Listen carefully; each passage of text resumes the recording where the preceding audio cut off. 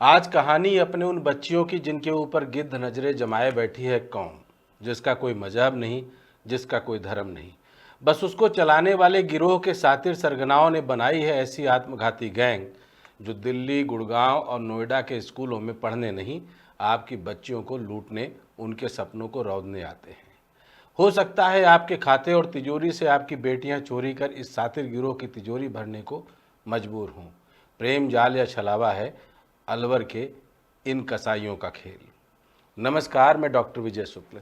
अलवर राजस्थान का एक ऐसा जिला जिसे कभी अपनी सांस्कृतिक धरोहर, भव्य किलों और शांत वातावरण के लिए जाना जाता था, आज डिजिटल अपराध, यौन शोषण और किशोर अपराधियों के सबसे खतरनाक नेटवर्क के केंद्र के रूप में उभर रहा है। दिल्ली से मात्र 2 घंटे की दूरी पर स्थित यह जिला अब दिल्ली, नोएडा और गुरुग्राम की सैकड़ों मासूम लड़कियों के लिए खतरे का पर्याय बन चुका है।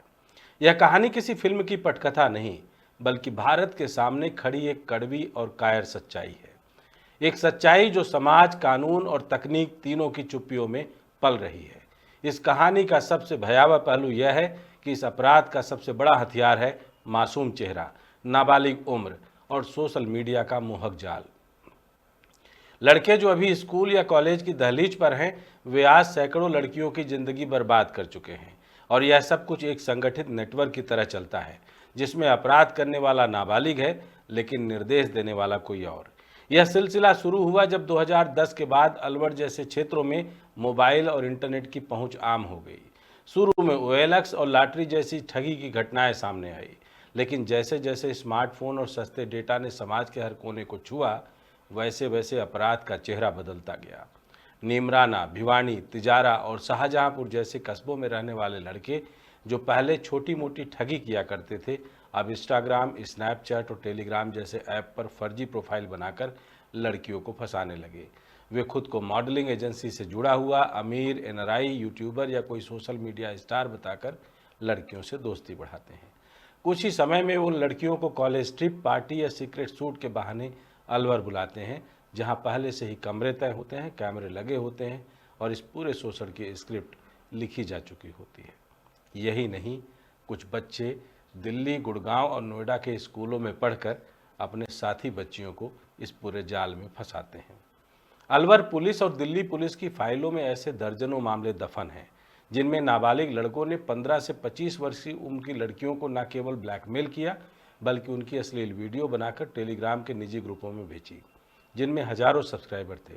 इन वीडियो की कीमत 500 से 5000 रुपये तक होती है और यह पैसा पेटीएम, UPI, फर्जी बैंक खातों और गेमिंग वॉलेट के जरिए उनसे वसूला जाता है। इन गिरोहों की विशेषता यह थी कि इनमें मुख्य संचालक सामने कभी नहीं आता। सिर्फ वही लड़का आगे किया जाता है जिसकी उम्र 16 से 18 साल के बीच हो। क्यों? क्योंकि कानून कहता है कि जुवेनाइल अपराधी को सुधार गृह भेजा जा सकता है, लेकिन जेल नहीं। दूसरी सबसे बड़ी शर्मनाक बात, यह एक खास जाति विशेष के लोगों का है, जिनको लगता है कि अगर उनके ऊपर कोई आरोप आएगा तो उनके समाज के लोग SC ST मामले को आगे बढ़ाते हुए पुलिस से उसको बचाने का प्रयास करेंगे। दिल्ली पुलिस के साइबर सेल ने एक बार जब 16 साल के लड़के को पकड़ने के लिए निमराना में दबिश दी, तो पता चला कि वह सिर्फ 10वीं का छात्र था, लेकिन उसके पास से 5 मोबाइल, 17 फर्जी इंस्टाग्राम प्रोफाइल, 3 सिम कार्ड, एक टेलीग्राम चैनल और 2,30,000 कैश बरामद हुआ।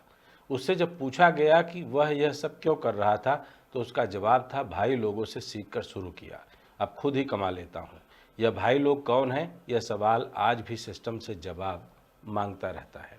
इस नेटवर्क की जड़ें केवल तकनीक में नहीं है, बल्कि सामाजिक विघटन और प्रशासनिक निष्क्रियता में भी है। अलवर में स्थानीय राजनीतिक संरक्षण और पुलिस की मिलीभगत से यह व्यापार इतना बेखौफ हो चुका है कि आज यह इलाका राजस्थान का डिजिटल रेड जोन बन गया है। सबसे गंभीर बात यह है कि यह नेटवर्क किसी एक जाति, धर्म या वर्ग तक सीमित नहीं है, लेकिन इसमें एक खास समुदाय के लड़कों की संलिप्तता लगातार सामने आती रही है, जिनकी सामाजिक संरचना में इंटरनेट से उपजी यौन कुंठा, बेरोजगारी और राजनीतिक संरक्षण का अनचाहा मेल है। इन लड़कों को यह सिखाया जाता है कि कैसे एक लड़की को फंसाना है, कब उसका भरोसा जीतना है और कब उसे दिल्ली से उठाकर अलवर लाना है। इस पूरे रैकेट का सबसे शर्मनाक पहलू यह है कि जब कोई लड़की शिकायत करती है तो समाज उसे ही कटघरे में खड़ा करता है। तुम दिल्ली की लड़की हो, पार्टी क्यों करने गई? तुम सोशल मीडिया पर इतनी एक्टिव क्यों थी? तुमने अजनबी पर भरोसा क्यों किया? लेकिन कोई यह नहीं पूछता कि नाबालिग लड़कों को यह हिंसा, यह यौन विकृति, यह व्यापार किसने सिखाया? किसने उन्हें टेलीग्राम चैनल बनाना सिखाया? किसने उन्हें बताया कि जमानत मिल जाएगी, कानून कुछ नहीं बिगाड़ पाएगा? 2024 में राजस्थान महिला आयोग ने जब इस पर रिपोर्ट प्रस्तुत की तो स्पष्ट किया गया कि यह नेटवर्क किसी भी राज्य के लिए एक डिजिटल आतंकवाद जैसा है। इस रिपोर्ट में बताया गया कि इन लड़कों को ट्रेनिंग देने वाले कोच मौजूद हैं, जो उन्हें कैसे चैट करना है, कैसे लड़की को रिझाना है, किस भाषा में बात करनी है, यह सब स्क्रिप्टेड ढंग से सिखाते हैं। ये वह भी बताते हैं कि पुलिस से कैसे बचना है, कैसे नंबर बदलना है और वीडियो वायरल करने की धमकी से कैसे पैसे वसूलने हैं। दिल्ली की लड़कियां जो अब इस नेटवर्क का मुख्य शिकार हैं, मानसिक और सामाजिक दोहरा आघात झेल रही हैं। एक ओर वे अपने वीडियो लीक होने के डर से आत्महत्या तक की कगार पर पहुंच जाती हैं, दूसरी ओर उन्हें पुलिस और समाज दोनों से न्याय नहीं मिलता। उनके माता पिता चुप हो जाते हैं और सरकारें आंकड़े छिपा लेती हैं।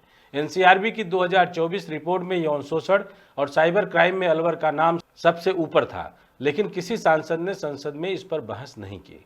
सबसे बड़ा प्रश्न यह है कि जब एक बच्चा बच्चियों की जिंदगी बर्बाद करता है तो क्या वह सिर्फ बच्चा कहलाता है या अपराधी? क्या जुवेनाइल जस्टिस एक्ट का मतलब यह है कि किसी का बचपन कानून से ऊपर हो जाए? और जब यह नेटवर्क बार बार दोहराया जाए, जब एक ही लड़का दूसरी बार फिर से वही अपराध करे, तो उसे कौन सी श्रेणी में रखा जाए? आज समय है कि दिल्ली, नोएडा, गुरुग्राम की लड़कियों को सतर्क किया जाए। समय है कि माता पिता अपने बच्चों को डिजिटल दुनिया की सच्चाई से अवगत कराएं। समय है कि स्कूलों में डिजिटल सेफ्टी और भावनात्मक चेतना को पाठ्यक्रम का हिस्सा बनाया जाए। और सबसे जरूरी समय है कि राजस्थान सरकार और भारत सरकार मिलकर इस अपराध पर सर्जिकल स्ट्राइक करे। यह केवल कानून व्यवस्था का मामला नहीं, यह समाज की आत्मा पर हो रहा हमला भी है। अगर अब भी हम चुप रहे तो अगली शिकार वह लड़की होगी जो आज कॉलेज की पहली क्लास में है, जो अपने सपनों के शहर में अपनी मासूमियत के साथ अपने करियर को संवारने आई है, जिसे पता नहीं कि इंस्टाग्राम पर मिलने वाला एक हेलो उसे एक ऐसी अंधी गली में ले जा सकता है जहां से सिर्फ शर्म और शोषण लौटता है। यह शो केवल एक समाचार नहीं है, यह एक चेतावनी है। यह एक पुकार है उन तमाम संस्थाओं के लिए जो बच्चों की सुरक्षा की बात करती हैं। उन्हें अब जागना होगा। अपराधियों की उम्र नहीं, उनका इरादा देखना होगा। और जब इरादा घातक हो तो कोई मासूम नहीं होता। आपके शहर की बच्चियां अलवर के नकली चेहरों से बचे, यही इस शो का उद्देश्य है और यही इस देश की सबसे बड़ी जिम्मेदारी होनी चाहिए। अगर स्कूल, कॉलेज के मालिक और हुक्मरान इसको देख रहे हैं तो अपने यहाँ इन विशेष जातियों की, खासकर इस इलाके से आए हुए बच्चे को चिन्हित करें और उनके आव भाव और उनके अपने बर्ताव को देखें और उसको सहेजें, जिससे कि पता चल सके कि आपके स्कूल में पढ़ने वाली बच्ची इन जालिमों का शिकार तो नहीं बन रही है। जय हिंद, जय भारत।